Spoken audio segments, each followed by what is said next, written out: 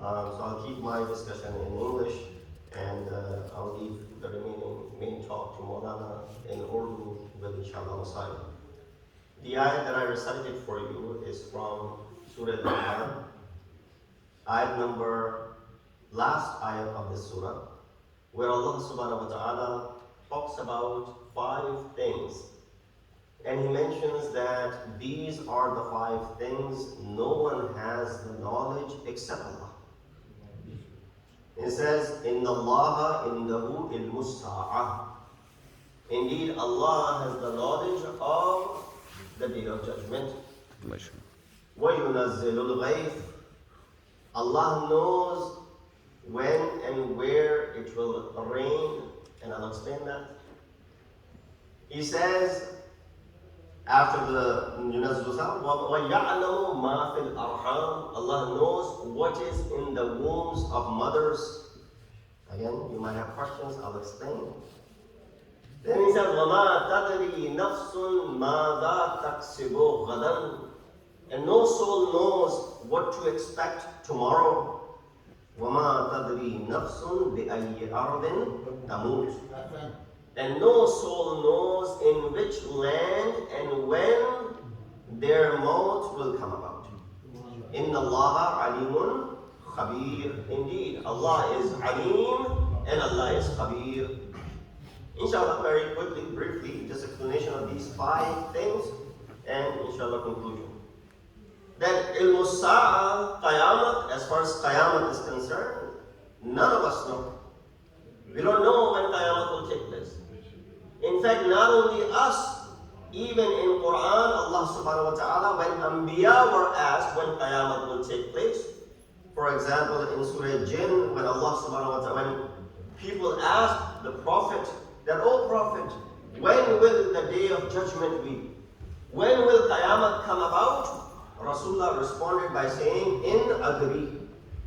I do not know when Qiyamah will take place. This is an ilm exclusive with the knowledge of Allah subhanahu wa ta'ala. And it does not decrease anything as far as the ilm-e-ghaib of Rasul is concerned. So don't take it for granted saying, "Oh, Rasulullah does not know when Qiyamah will take place." It does not decrease anything from Rasulullah's ilm-e-ghaib. It's just that this is something which Allah has kept exclusively for Himself. Number 2, وَيُنَزِّلُ الْغَيْثِ. Allah knows when and where it will rain. You say, well, even today, science can predict when it's going to rain, how much it's going to rain, where it's going to rain.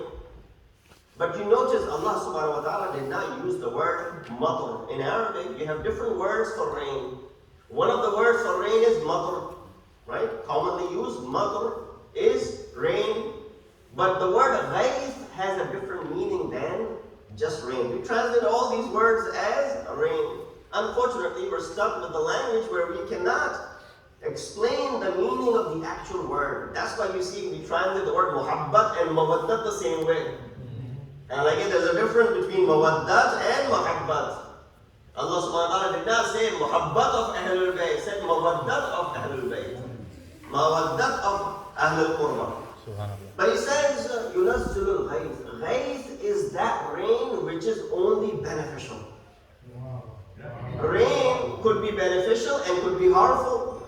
Rain might destroy some places. Rain might bring about some other things from certain places. But ghayth, when you say riyath al-mustaghithin, the word ghayth refers to a rain which is only beneficial and there's no harm from that.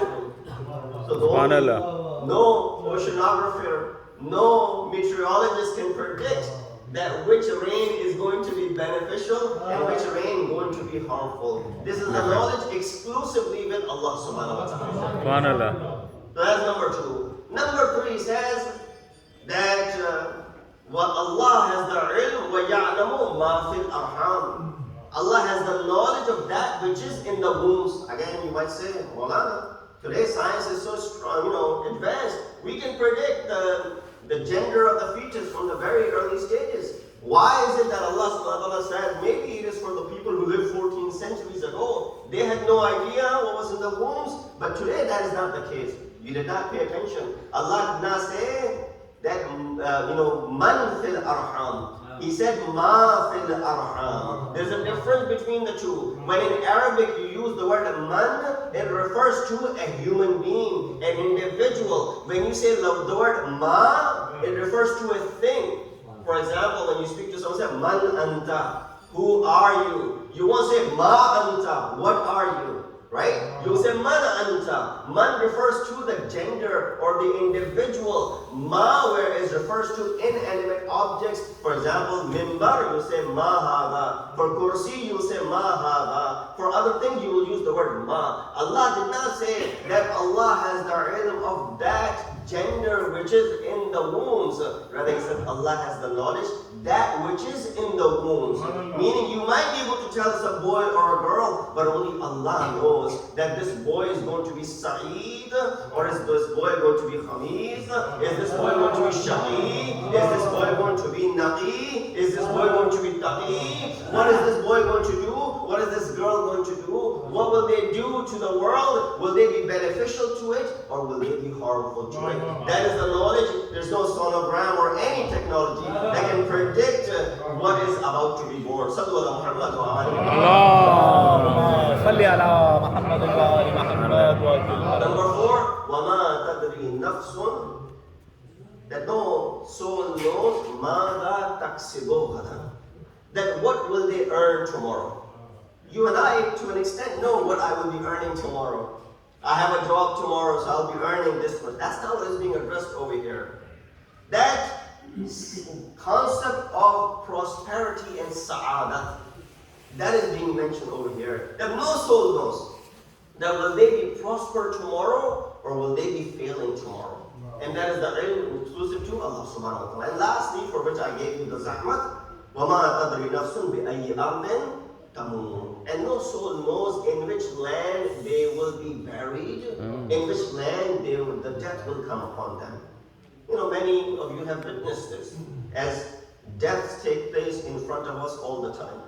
This is the routine, this is how it works. Some people come into this world and some people must leave this world. We have come to understanding the falsafa of life and death, that the beginning ayat of Quran, Surah Mulk, talk about this, that Allah subhanahu wa ta'ala, الَّذِي خَلَقَ الْمَوْتَ وَالْحَيَاةَ لِيَبْلُوَكُمْ أَيُّكُمْ أَحْسَنُ عَمَلًا. The reason He has created maut and hayat is only to measure and gauge which one of you has the best of the amal. And that's why when you stood in namaz al-janaza yesterday, and you recited the salat al-janaza, which was basically a dua, you recited one sentence in it. What was that sentence? Allahumma inna la na'lamu minhu illa khayra. Oh Allah, we do not know anything except khayr from this individual. It is possible that someone might say, no, I know this person. He was my best friend, best buddy.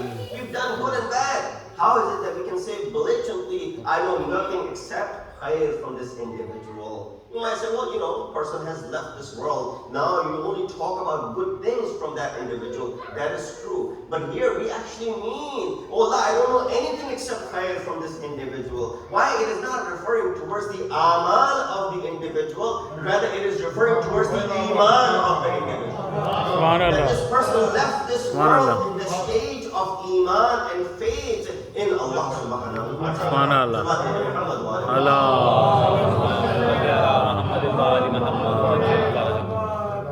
So the last point that I mentioned, بِأَيِّ أَرْضٍ تَمُوتُ.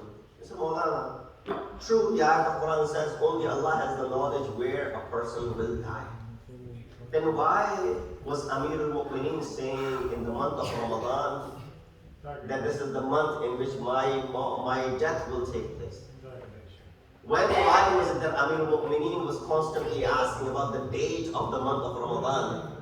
That this is the day that my shahadat will take place. This is the day when my beard will be colored with my own blood. If that is the case, بِأَيِّ أَرْضٍ تَمُوتُ, then why is it Hussein ibn Ali knows ahead and advance that which land he will be martyred? Karbala. He showed the sand of Karbala that this is the land where my shahadat will take place. And this is the time when my shahadat will take place. So why is it that Allah says, وَمَا تَدْرِي بِأَيِّ أَرْضٍ تَمُوتُ? No nafs knows where they will be buried or where the death will come upon them. So let me just clarify this concept. That yes, Ilm-e-Ghaib Zati is with Allah subhanahu wa ta'ala, but Allah can give this Ilm-e-Ghaib to whomever He wishes. And we believe that Allah subhanahu wa ta'ala has given this Ilm-e-Ghaib to Prophet, has given this Ilm-e-Ghaib to Aimma Athhar, and with that knowledge, Imam knows where his wafat and shahadat will take place, and which land Imam will be buried. Indeed, that is the reason Imam prepared all of his family. All of them were prepared for the land of Karbala. While people were questioning, while some people were stopping, oh Hussein, don't go to Karbala. Oh Hussein, go into another direction. Oh Hussein, stay back in Medina. You're much safe over here. But Imam Hussein is leaving. Even Salma comes and says, oh my grandson, I don't like that you are leaving this place, Medina, because when you leave here, there will be no barakat in this land. And I don't know if you will come back alive, because your judge had showed me the sand of the land where you will be martyred. He had given me the sand, saying that, oh Salma, when this changes color into red, know that my son Hussein has been martyred. I don't want you to leave. He says to his grandmother Salma that if not today, tomorrow I will have to go. All the people try to stop Hussein, but Imam Hussein knows that the caste is bigger than himself.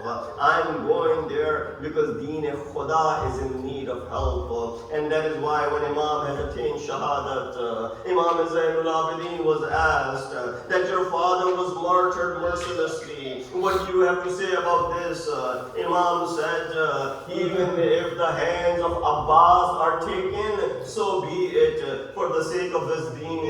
If the chadar of Zainab is taken, so be it, for the sake of this deen. If the heart of Ali Akbar is taken, so be it, for this deen. If the neck of Hussein is taken, so be it, for the deen. This is the reason we have been sent over here. We ask Allah subhanahu wa ta'ala